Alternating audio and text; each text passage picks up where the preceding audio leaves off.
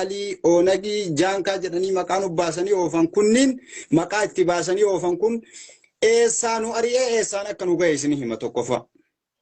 Warra dheesse irraa tokko goota dheesse. Goota gara deefaa takka dha. Binna irra jennaan takka dha deef.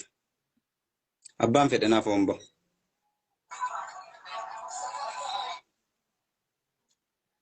Bilchiginaa masaaraa sadii moo firkisaarse. Hima naa kennan gaaf mara. Hima fudhatti na harkaa jarri. Fudhatti jarri.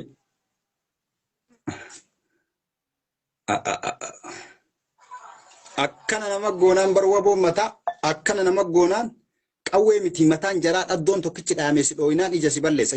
Ijarra si buunaan doktorri fedhe sin deebisu ija san lamu. Mataa waboo san akkana si godhee tokkichi ija si buunaan yaadaa teestaan si dhufee akkana si xuinaan maasalaama. Ati galte duniyaa irraa kalaas.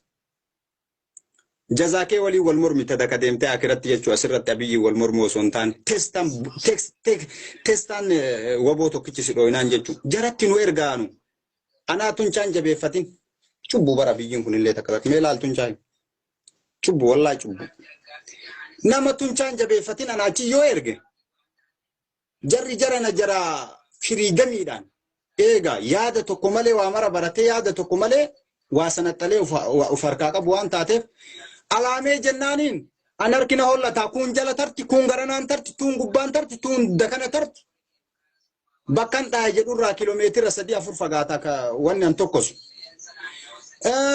Onakshaneen jedhan tokkicha achi ay tokkofnaaniin bakka akkatu namarra bu'e malee hin jettu abu kallacha sidhaa kallacha ennaan kallachuma sidhaa jarri. Tikko qarqaarsa gara biraatti illee qabdiinsi abboo garra maallee akka lola gaafa eenyuu ka jedhan beeta jarri jara bada.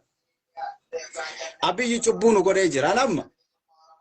Mala tokko kana baasu godhadhee jira makalaakayichaa fi jinnii fi jaankaa isaa keessaa badee miliqee ugur jira waan taateef ugurii kanattu nabaasii keessa jira namma nabaasii. Shanee yoo jedhame shanee jedhaa gizee takka shanee jedhame xiqqooman fakkaatu akka jarri jettutti adda bilisummaa Oromoo jennaan nu ammootu. Wayitti madhaa jedhanii itti nu erganillee keessi kennallee yoo nu fedhuu baaten dhooyina jennee harkuun hunda'uu dandeettii illee ittiin qabnu. Jarri akkasiniin jedhe jara yoo alaame tiisisa dha'u jara bookee dha'u jarri. Siigalee abiyyi ammootu wayita nu itti achi ergeetiniin jedhu badhaadhinna osoo jedhu nu balleessee nu fixa.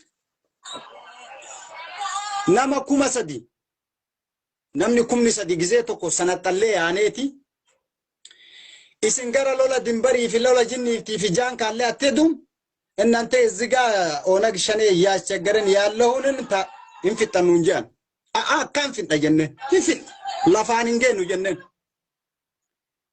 gaafa tachi nu qajeelchan wallaggaa kanatti waan tokko malee bakka kanaa tokko ani hin arginu bakka kanaa waa tokko ani qilleensarra dhaabattee tokkofti lafa jalaan ol tokkofti sharqii tokkofti garbii tokkofti bakkeen jarri tokkoftuun argamu.